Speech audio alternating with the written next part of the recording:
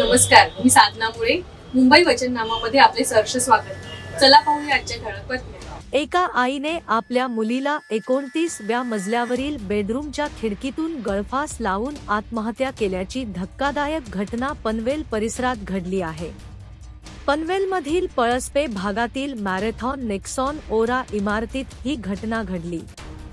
या इमारतीत राहणारे आशिष दुवा 41 यांची पत्नी मैथिली दुवा वय 41 ही मानसिकदृष्ट्या अस्थिर असल्याने त्यांनी आपली 8 वर्षांची मुलगी माया राहिली हिला घराच्या 29व्या मजल्यावर असलेल्या बेडरूमच्या खिडकीतून फेकून मारले.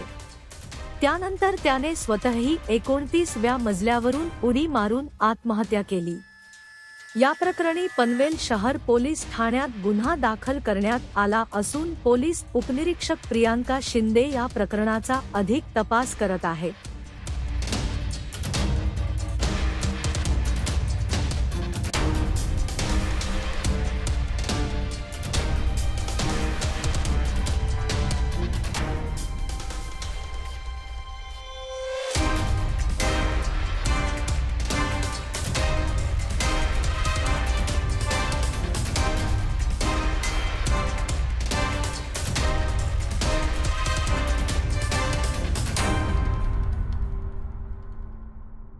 आपल्या मुंबई वचननामा चॅनलला सबस्क्राईब करा आणि बेल आयकॉन दाबायला विसरू नका.